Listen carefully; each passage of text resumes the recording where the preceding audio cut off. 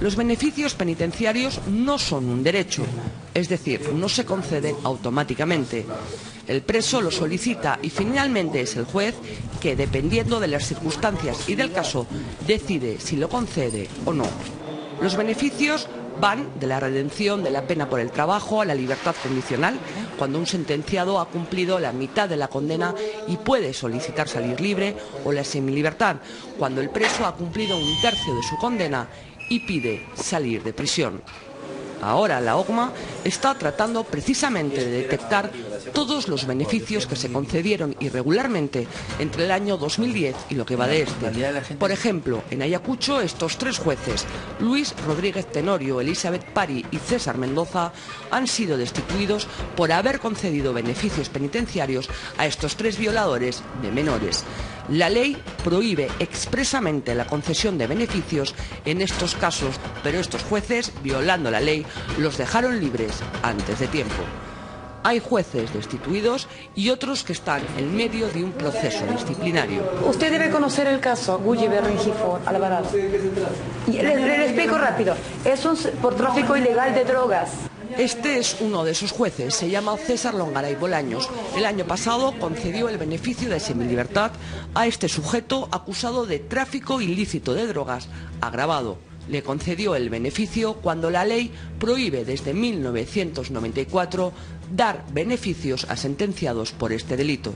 El juez Longaray dejó libre a este hombre, Gulliver Rengifo Ríos, que fue condenado a 15 años de pena efectiva por dirigir una organización internacional de tráfico de drogas. Se le sentenció por utilizar avionetas con matrícula colombiana para el traslado de pasta básica de cocaína, más de 4.000 kilos desde 1994. Pese a todo esto, el juez Bolaños le regaló su libertad y ahora puede ser destituido. Nada de cámara, Para detectar estas y otras irregularidades, la OCMA hace visitas avisadas y sin avisar por todo el territorio. La semana pasada le tocó a la Corte de Ica. Vamos a comenzar, señores. Desde marzo han recorrido la mitad del país y los resultados son preocupantes. Tan solo en la Corte de Justicia de Lambayeque han detectado que entre el 2010 y lo que va de este año, los jueces habrían concedido más de 40 beneficios penitenciarios irregulares a presos que cometieron delitos muy graves. En primer lugar, toda la zona costera, comenzando por Lima y Callao. ¿Es donde más irregularidades se han encontrado? Así es, más casos de beneficios penitenciarios sin la fundamentación adecuada. Y luego, el Santa, la Libertad. La Libertad era un caso clamoroso, Lambayeque, y así hemos ido avanzando a lo largo de la costa. En algunas zonas del centro, Huánuco, Ucayali y Junín, tenemos casos también. Tenemos un índice bastante alto, no tanto como en la costa. El juez no solo viola la ley cuando otorga un beneficio que va contra la norma, también comete una falta grave cuando da un beneficio sin motivar su decisión, sin explicar el porqué. A esto en el argot legal se le llama falta de motivación y es la irregularidad más frecuente y la que más se presta a poder hablar de una posible corrupción. Es una falta muy grave que puede terminar también con la destitución del magistrado. Pero hay que saber también que el juez es el último, pero no el único responsable. Primero el INPE tiene que presentar un cuadernillo favorable a la excarcelación del preso. De ahí está el fiscal, que da su opinión al juez sobre si procede o no el beneficio y además también puede apelar. Y finalmente está él, el juez, quien decide si sí o si no.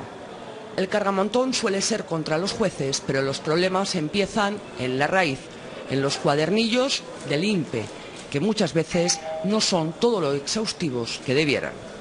Más o menos tenemos un psicólogo por cada 300 personas y un asistente social por cada 400 internos. Entonces, como comprenderás, hacer un informe técnico adecuado, con el tiempo debido y a través de cierto periodo de tiempo, demandaría lógicamente más servidores penitenciarios, psicólogos y asistentes sociales, ¿no? Porque tienen que ir casa por casa. Pero esto no puede ser una excusa para que el juez falle de forma irregular. La ley le exige que motive, que explique por qué concede una libertad anticipada a un preso. Los elementos de juicio que son trascendentales acá son los requisitos, los presupuestos materiales. O sea, analizar primero la naturaleza del delito. Después analizar la personalidad. En la personalidad de la gente yo me hago una idea de qué persona está frente de mí solicitando un beneficio. Tengo que analizar su recorrido delictivo, cuántos ingresos tiene al penal, por qué delitos, si son delitos de poca añosidad social o si son delitos que están causando alarma social. Tengo que analizar si su comportamiento durante el delito, después del delito, resarció el daño, no resarció el daño, ¿no? ¿Qué cantidad de terapias psicológicas ha realizado de acuerdo a la naturaleza del delito?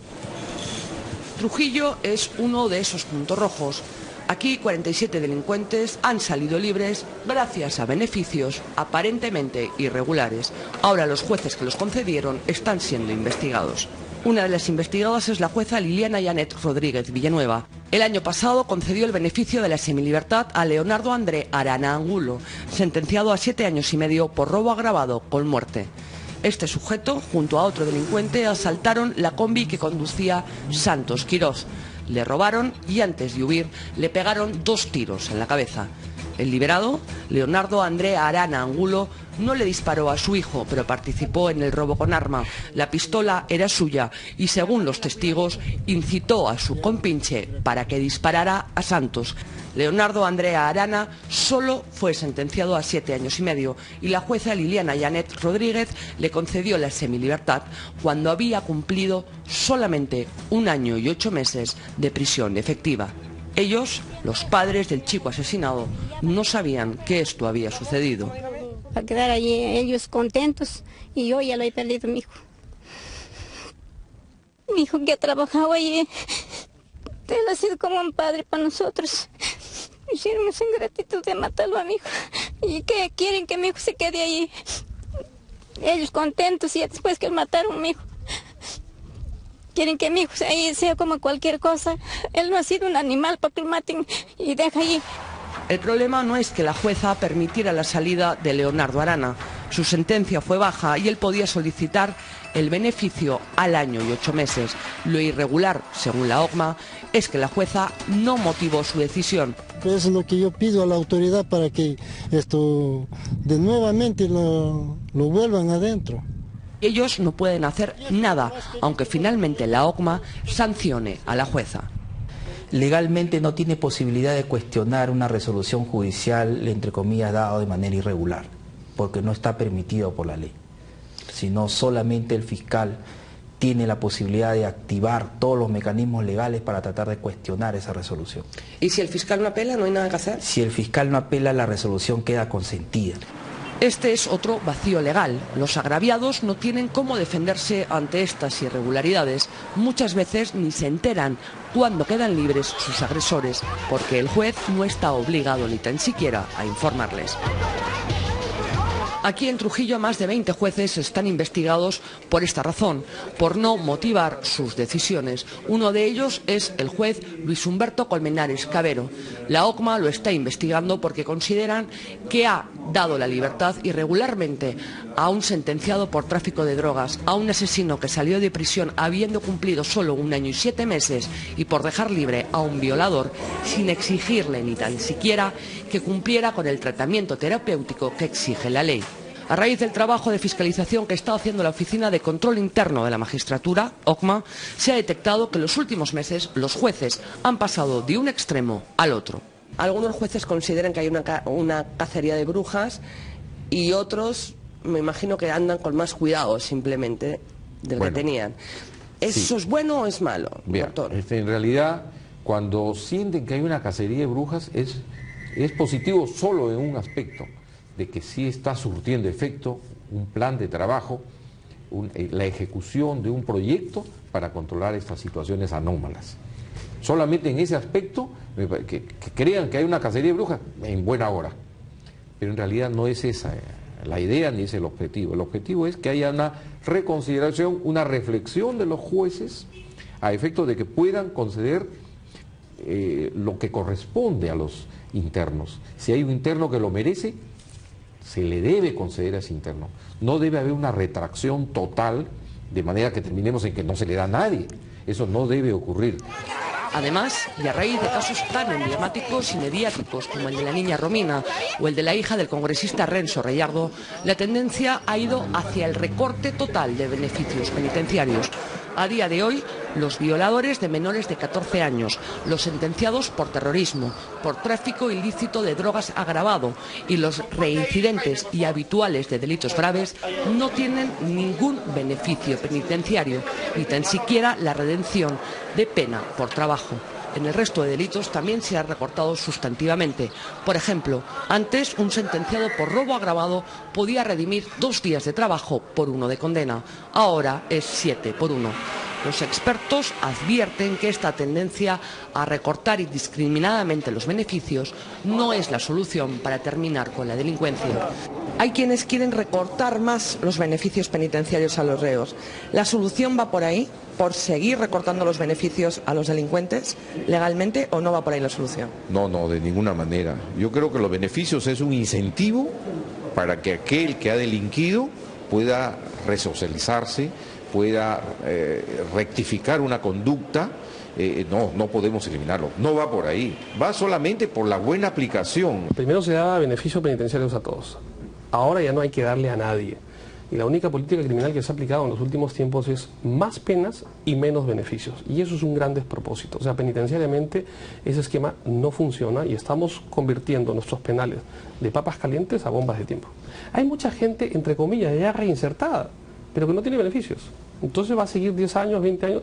Y cuanto más una persona esté en la cárcel, se va adecuando más a la cultura carcelaria. No se trata de satanizar a todos, a los jueces, a los fiscales, al INPE, a los delincuentes, a los beneficios.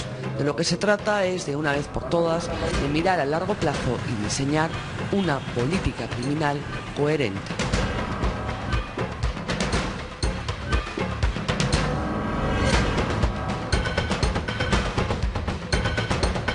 Varios problemas se derivan de estos beneficios penitenciarios otorgados indebidamente. Primero, se cree que la democracia es blanda con los delincuentes cuando no tendría que ser así. El sistema ha sido creado para sancionar a las personas que lo ameritan, para que estas personas cumplan una pena que sea correlativa al daño que han causado a la sociedad.